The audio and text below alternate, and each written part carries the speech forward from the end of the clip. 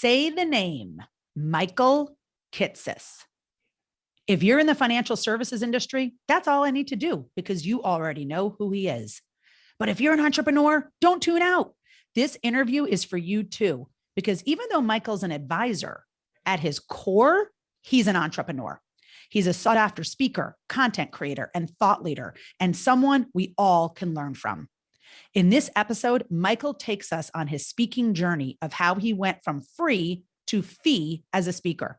And even more interestingly, how his entire digital empire, side note, he has a top-rated blog with over 250,000 unique visits per month, and get this, a podcast with 6 million downloads. You will hear how it all literally got started with a single speech. I love that. But what impresses me the most about him is that he's just like you and me. So I hope this interview inspires you to dream and act bigger. And this is part one of a two-part series because I asked a lot of questions. Let's jump in. Hi, I'm Deirdre Van Nest, and you're listening to the Crazy Good Talks podcast. I created this podcast because I'm obsessed with helping financial professionals and entrepreneurs like you express yourself in a way that attracts and wins you more business. Plus, I want to help you make a huge impact on the lives of others. That's why each episode is packed with actionable strategies to help develop your speaking, storytelling, and content creation skills. Skills that allow you to effortlessly make emotional connections with your ideal clients. I'm so excited to take you on this journey because when you learn these skills, your influence and your impact will be limitless. Let's jump in to today's episode. So, Michael, you've been an advisor or advicer, as you call it, and I'm going to ask you to define that in a moment, since 2000. And from what I gathered in my research, you, like many advisors or advisors, didn't come out of school with a finance or even business degree. And you didn't have like this major life-changing aha moment growing up that led you to this career. You landed here because you didn't want to go into theater, psychology, or medicine. I found that fascinating, by the way. And yet, you are arguably one of the most, if not the most followed thought leader and sought after speakers in the financial services industry. And in fact, your blog is named the top industry blog over and over again. So I'm so happy you're here because I want to walk my listeners through how you've made this happen. You know, my listeners are financial professionals, they're entrepreneurs who would love to create the same types of results in their career that you've created. So what was the first notable step in that journey where you thought, okay, I'm going to build a business that goes beyond delivering my service one-on-one to clients?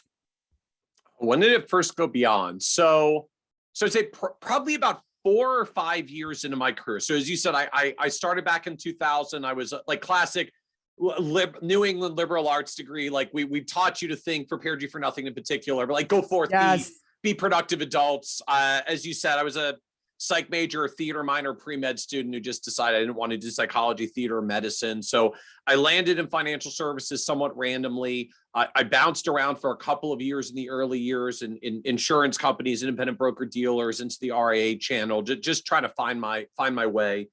And about 3 years in, out of really just sheer dumb luck, I landed in a very fast-growing independent RIA, one of the early firms to the AUM model. They had started in the 90s. They were getting a little bit of momentum in the early 2000s when I showed up. My job was to come on board as their director of financial planning because they were in that stage where 3 founders who were really good at bringing in clients and growing the business. And so the reigning practice management advice then, and to some extent still, is if your founders are good at bringing in business, you start hiring up internal financial planners and teams so that you can go get clients, hand them off to do the financial planning and service work, and then go get more clients. And so my job was to come in and build out their financial planning department, do all the plans, make sure they get done, make sure clients are going to get service as the handoffs come down the road. And that was my focus. And so we went through this really rapid growth phase that was enabled by that. 2004, we were only barely over about a $200 million under management and brought in 102 clients in 1 year. And I did all of the plans. Wow. So just grinding super Yeah. hard 7 days a week for a year kind of thing. And then we got to the end of the year and, clients got onboarded and the plans got delivered and they kind of, went into ongoing client support and maintenance mode. And then it was the next year and the next 50 to 100 clients come in. It all kind of started over again. And there was this thing that just started like, I don't know, scratching it, itching at me internally of like, we did all this great work for these 100 people and it just ended there. Like there were some cool things that we did for clients that had really interesting, unique situations. And I know there are other people out there who are going to have some similar stuff that comes up, but no one's ever going to know about it. No one's going to see it. Back then in 2004 in particular, the big thing was we were doing all this alternative minimum tax planning because President Bush's tax law change in 2003 kind of knocked a bunch of upper middle income folks in the alternative minimum tax the first time. And so there was this explosion of AMT planning that was happening for all of our clients. We're doing these cool strategies, find these ideas, and then we would do it for our 100 clients. And then that was it. And then we would move on to the next clients. And I just had this itch of like, I think we figured out some neat things. I'm pretty sure other people would benefit by learning from these things as well. I just kind of have a drive to like share this with a few other people beyond the advisors in our firm that I was training as we were hiring and building out a planning team. And so that led to doing a presentation for a local study group with my local financial planning association chapter. There were probably like 7 or 8 of us. We were in a little study group, just like what planning things are you doing for clients and collaborating with each other as association study groups often facilitate. And I said, like, I've been doing all this alternative minimum tax stuff. And someone had said, like, could you just like present all the stuff that you're doing to the group? And I'd never spoken before, never given a presentation before. Really? I am not a like stand up on the podium person. I'm a hardcore raging introvert who would just like to find the quietest place in the party, the most distant from the music and the noise. So like kind of terrifying, but it was sort of this balancing act of being in front of the group is terrifying. Having things that I really want to share with other human beings is kind of making me want to do it anyways. So the share with human beings beat out the fear of the podium, since this was like 7 people that I was kind of comfortable with. I got to know them pretty well already, it being the ongoing study group. And so, did this AMT presentation for the group. It was like, that was really cool. You should do that for our next chapter meeting. And then suddenly I was speaking for the whole chapter. And then I'm in the Our firm is in the Baltimore, Washington area. So I was doing this for our local Maryland chapter, which is based in Baltimore. And then some members who were at the Maryland chapter also were involved in the Washington, D.C., Northern Virginia chapter, which, 20 or 30 miles away, and said, like, you should come and do it for the DC chapter as well. You already did it for the Baltimore chapter, like come do it for the DC chapter. And so then I went and did it with the DC chapter. And just that's what started the ball rolling of what, ultimately became a very active speaking career, slowed down a little bit on the road in pandemic environment. But for most of the 2010s, I was doing 70 plus events a year, just, out every week, several times a week, most of the time, continuously speaking. All that spawned from, I just had something to share and it bothered me too much that nobody else was going to hear about the cool thing that we did. So I was like, I just need to share this with someone. No, I love what you're saying, Michael. And this is, so at Crazy Good Talks, we're all about supporting mission-driven financial professionals and entrepreneurs. And that's the ultimate definition of a mission, where it's something that just touches you so deeply, you can't not share it. And you're willing to bust through your own fears in order to do so. Okay. So here's what I want to do. I love what you're saying. And I want to make a very specific point in a moment. Can you just give us like the 3-minute overview of where you are today with your business? And I'm going to bring us back into the past. And there's a reason I'm doing this, but can you kind of tell us, like, what are you involved in from speaking? You got your blog, your podcast. If you want to include how many people, read the blog, how many people, listen to the podcast, like give us a little bit of a picture, because I'll say what I want to say now. The fact that this all starts with one presentation. And I love that, because that's what we teach, is that it's just like, you just have to get out there that one time. Like that's the hardest thing. And people don't believe, Michael, it can start with one presentation. They only see the end of what like a Michael Kitces has created. Right. And they're like, oh my gosh, he's Superman. And he has this power that I don't have. And he had this thing. And here you are saying, no, like I was scared. I don't really like to, I'm an introvert. I'd rather be, in the background. Before we started, you told me you were in theater, but you were on the tech side of things. You were behind stage, but you were willing to do the thing. So can you just take us to the present, and then we're going to go back to the past again? Okay, I was going to say, because like the present, the present puts I don't know. The president makes the past seem very, very far away for how far it's come, right? One of the lessons to this discussion will probably be, don't underestimate how much 17 years of compounding can actually add up to, because it's really stunning and bizarre. Yes. So I guess some metrics overall, and I guess we'll get more into this journey in a few minutes. The speaking ultimately turned into newsletter business. The newsletter turned into a blog. The blog now is sort of the hub of what we ultimately do in our space, and speaking and writing and some other stuff are kind of attached into the blog. So kitces.com is sort of the central platform around all of this. So kitces.com essentially is a blog platform in the advisor community. We'll do anywhere from about 200 to 250,000 unique visitors that come to the blog every month, coming up on 50,000 active subscribers who get daily content from us. We do a weekly podcast episode that picks up typically about 20 to 25,000 downloads a piece. We're coming up on 6 million downloads after 5+ years of running the podcast. The core Kitces team now has grown into a business of 22 employees. It's also spawned a number of related businesses. So I have a company called XY Planning Network, where we help advisors start, run, and grow fee-for-service financial planning firms, where you're actually out there charging like subscription fees, retainer fees, and we sort of champion that model at XYPN. That's grown to a business with more than 100 team members. We founded AdvicePay, which is a technology company that facilitates payments for advisors that are doing fees, particularly non-investment fees, where you don't have an investment account to bill. That's now a team of more than 20 people. New Planner Recruiting is a half a dozen team members that help, as the name implies, do recruiting for new financial advisors. FP Pathfinder has 5 team members doing flow charts and checklists for financial advisors. So cumulatively across all of this, we've grown a business over the past, particularly 7 or 8 years, that I've really been focused on the entrepreneurial scaling side. Mm-hmm. We've grown a series of businesses with about 150 employees. So It's fantastic. Collectively across all of them, it's probably closing in on $20 million of revenue, all of which that ultimately was spawned by going out and giving a speech about AMT to my study group, yada, yada, yada, 17 years of compounding, 150 team members, and 20 million of revenue. Yeah, I love it. It's amazing. And obviously one of the things it took was a lot of drive and consistency. And I'm sure you had to revisit your why many, many times. But I love that it started with a why, a strong why, a desire, and a presentation.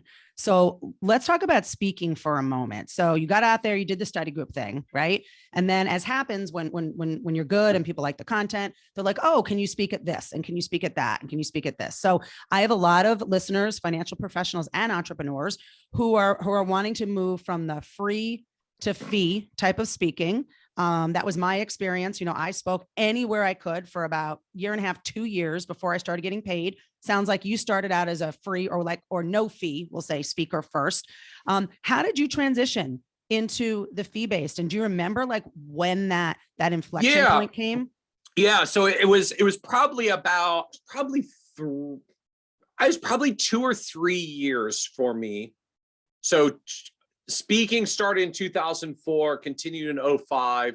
So guys, 2006 was the year that I started charging fees, and frankly, the evolution was sort of super simple for what it is. So I had an AMT presentation. I went and started doing my AMT presentation around to growing almost entirely word of mouth, right?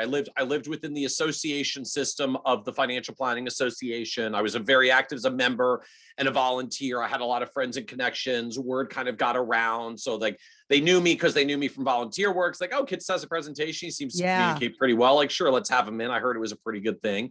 So the AMT presentation was the start. That was basically the only thing for probably the first year or so. And it was just entirely word of mouth, like one chapter to another chapter. Then eventually it was a chapter that wasn't local driving distance. And they were like, we'll pay you to come out. Like, you'll pay me? Like, well, yeah, we'll cover your flight and your hotel. Like, oh, that kind of paid. Like, okay. I mean, at least I got that. And anything, I'm like, I was still in my, I would have been mid 20s by then. So like, someone's going to pay me to go to a new city and talk. Like, how cool is that? So totally. Sure. Yeah. Sure. So I probably did 5 to 10 events in 2004.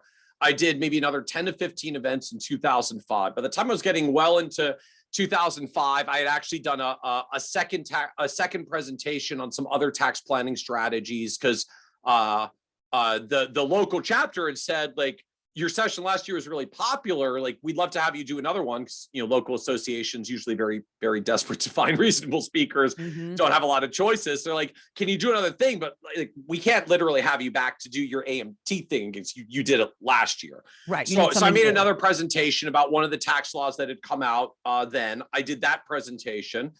A couple of the chapters who'd had me out in the past said, like, oh, we heard you have a new thing. Like, come back and do your new thing. So I went back and did the new thing. So by then I started taking the hint. So by 2006, I made my own thing proactively. I'm like, I'm going to do another new presentation. So I had like the thing of 2004, the thing of 2005. I made a new one for 2006. By 2006, I had a couple of chapters that came back. We're like, we'd love to have you back for a third time. Like, we love you making a new thing every year. I was like, third time, like I still remember $500. It's like, I'm going to charge. Was that hard to say at the time? Oh, it was brutal. So here was the thing. It was brutally hard to say. Like, honestly, I don't even think I said it. It probably came as email and I typed it. Because if I said it, I don't think I would be able to say it in the straight face. But if I typed it and then took a breather and then like just hit send with my eyes closed, it would still go out. And totally. And they would get the quote. And I remember actually the transition moment when it happened. So I did the first event. I charged $500. After the event, I'm preparing the invoice, and the invoice was $1,200. It was like $450 for the plane ticket, $250 for the hotel. It was in a city with an expensive hotel, and the $500 that I charge.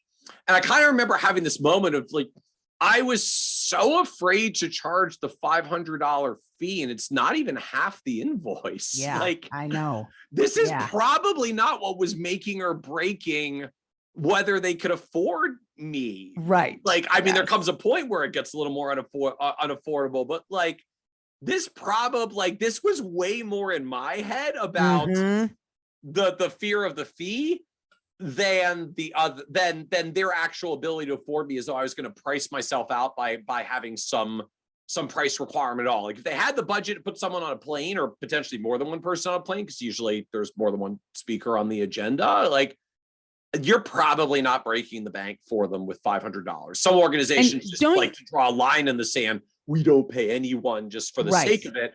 And there was a little of that started cropping up. It was like, y'all called me. Yeah. And don't you think with pricing, for the third year in a row? So like, you can look, here's your choice. I can come back for $500, or you, the chapter volunteer who's responsible for programming and doesn't have very much time on their hands, can go find some other completely new speaker and hope that you find someone who's decent. Right. And I wasn't great then. I've got at least a little bit better with 17 years of practice, but like, I was okay. I could at least explain the things. My technical knowledge was very good. I was not a particularly polished speaker, but I knew my stuff, and I was pretty decent at explaining stuff, because frankly, I was practicing it by doing it with clients as well. Not just but just you get used to explaining things to your clients. So it just came out like, look, I'm asking for like a small dollar amount. Like, you can say yes to this because I'm a known quantity to you, since you're asking me back for the third time, or you can do a bunch of extra work to find someone else. And the truth, basically what it came down to, is my $500 was worth them not needing to do more work to find another speaker, right? Like, that's the truth of what it probably came down to initially. Well, and I think that with pricing, don't you think though, with money in general, it's mostly in our mindset. I mean, yes, there's certain fees that people aren't going to pay, but I think a lot of times the pricing issue is in our mind, whether it's a fee for service or it's a speaking or whatever it is, it usually is our issue. Oh, it's almost entirely our issue. We're privy to all the history of like what we charge and what we haven't charged and how we charge certain other people something different and how some people have gotten it free, even though I want to charge this organization for the first time. Like there's all this stuff that goes on because we know all the messiness that's been happening behind the scenes. All they know at the end of the day is like, cool speaker has been out a couple of times. Now he charges $500. So it's going to cost us $1,200 instead of $700. We good with this? Yeah, great. Thanks. Okay. I'm going to go say yes. Yeah. Like, that's it. I mean, They're not even thinking about it. There's some point where you're pricing out of organizations and that gets more complex. So like that doesn't just scale to infinity. But for most of us, particularly getting started, like the first time you're charging a fee, like that's not where it is. But I will say, at least for me, and not all speakers follow this path, but for me, what it came down to, like the moment I found pricing power was when I was getting asked back. Yes. Not when I was pricing the first time. When I got asked back, and you know, back then I was much more timid. It's like, it wasn't even the first time I got asked back. It was the second time I got asked back. Like the third time I was going out to speak for them. Like, okay, if you like me that much, how's not free? Like, how's charging some fee? Now from there, then it got to build some momentum. So you asked me to speak, it was $500. Well, when you asked me again a year or two later, like now it's $1,000. Yeah. You already paid $100, so like another $500 shouldn't be that big of a deal. And then when someone else calls, who I've never worked with before, well, you know, I work with lots of organizations. My standard fee is $500 or $1,000, whatever. Like literally, this is what other people are paying, and you know, you can call them, you'll find out like it really is what other people are paying. And then for the better part of 10 years of growing the career on the speaking side was literally nothing more than every year I raised the fee by $250 to $500. So it was 500, and then it was 750, and then it was 1,000, and then it was 1,500, and then it was 2,000, then it was 2,500, and then it was 3,000. I think by 3,000, I moved it from 3 to 4. Sure. Just felt like moving the increments a little more. Went 3,000 to 4,000 to 5,000, because every year I would come up with a new session, one new thing. So at least if someone wanted me back, I had a new thing because they weren't going to ask me back to talk about the same thing. Right. So I would come back with some new thing. I mean, I'm not going completely off the reservation. My expertise was nerdy tax and retirement, but some new topic tied to my core expertise and core competency. I would come back with some new thing. Every year was a little bit more expensive. If they asked me back, you know, if you paid 1,500 last year, you'll probably pay 2 this year. If you paid 2 last year, you'll pay 2,500. Like, you know, people tend to come along incrementally. And because that was my established fee that everybody else was paying, when a new person came along, it's like, look, this is what everybody pays. Yeah. So they were much more willing to pay it as well. And then just incrementing that over time, right? As we were saying at the beginning, we tend to look a lot at the end point and not like the years of incremental compounding growth along the way. But that was the journey. And so it was, you know, 500, 750, 1,000, 1,500, 2,000, 2,500, 3,000, 4,000, 5,000, 7,500, 10,000, 15,000. And now most of what we're doing is $15,000 to $20,000 for an event. Yeah, it's great. It's great. And you know what? And a couple of things you said that I want to point out for my listeners. One is you talked about the associations, and for sure, when you're starting out, oh my gosh, our associations are a great place to go. I mean, they're actually still a great place to go, even when you're not just starting out, because that's where the corporate clients go. And, but associations, if you're scratching your head wondering, how do I get started? Like, how do I even start this thing? Dig in to your local associations, because that's an easy place to get known quickly. They want the help. And if you're a decent speaker, you can really stand out. And then like Michael's experience, mine was the same. One chapter is going to talk to another chapter who will talk to another chapter. And then they'll ask you back next year. And then corporate clients are going to see you because they're who the association is for. Right. Yep. And then they're going to bring you in. And so associations are a great place to start. Would absolutely echo that. Just associations are a fantastic place if you're trying to build out a speaking career. Just there's a lot of pieces that go with it. Most of them are volunteer driven, which means frankly, like the people who are responsible for programs are doing on a volunteer basis while they're doing a lot of other stuff. And so just if you can be an easy to work with speaker who just puts the stuff out there that you do and makes it straightforward for them, and you'll get a lot of yeses. Associations have regular meetings on an ongoing basis, which means they're always looking for and hungry for content. And they usually have it more often, right? Like corporate world, we do an annual conference once a year. Right. So like we got one swing at this, and usually they don't even want to invite the same person back every time. So like you get at best maybe a 2 to 3 year cycle. A lot of associations, obviously depends on the industry, like quarterly meetings, monthly meetings. Some associations are even more active than monthly, depending on what industry you're in. So there's just a constant stream of events. They have a constant need for speakers, most of which are being selected by people who are on a volunteer basis with limited time and capacity to do evaluations. And so if you can show up, package yourself reasonably and show up reasonably, you often can get your foot in the door, even as an inexperienced speaker. If you do a reasonable job, you got an opportunity to get asked back. If you can get asked back more than once, eventually you can say, I charge something and I'm a known quantity because I've been out a few times and you liked my stuff. And then it just begins to compound. And as you said, eventually it starts to open other doors. Corporate folks are often involved in associations, and associations can often be a pathway to the corporate side, which ultimately from the speaking world is usually where bigger checks ultimately come from if you're trying to build and scale up literally a business off of speaking revenue. But associations are fantastic places to build, because there are just some unique dynamics about how associations with local meetings work that make it very conducive to getting opportunities and just getting a volume of opportunities in at bats, right? Particularly if you're into an industry, that has associations that have local chapters and a local structure, right? It was great building in the FPA system. They had almost 100 chapters across the country. Right. There's just, across the country, a lot of them are doing monthly meetings. There's more than 100 chapters. Like there's like 1,000, literally 1,000 local events happening throughout the year. So finding 1 and then 2 and then 3 and then 4 dozen of them to be speaking at was not that much of a stretch. I mean, there's a lot of market opportunity there. No, absolutely. I love that. Okay. So we're going to wrap up this episode. We're going to continue with a part 2. And in part 2, I want to do a deeper dive on, you talked about experience. So I do want to talk about how you prep, how you have gotten better. And I want to talk about thought leadership. How do you go from, speaker or advisor? And we have to define advisor. We'll do that in the next episode, but advisor to speaker to thought leader, and what's the most powerful medium? What's been the most powerful medium for establishing yourself as a thought leader? Don't answer that now, because I want people to come back. Don't say it. He's about to say it. Don't say it for part 2. Thank you for listening to the Crazy Good Talks podcast. Click the subscribe button below to be notified when new episodes become available. The information covered in this podcast represents the views and opinions of the guest and does not necessarily represent the views or opinions of Accelerated Performance, LLC. The content has been made available for informational and educational purposes only.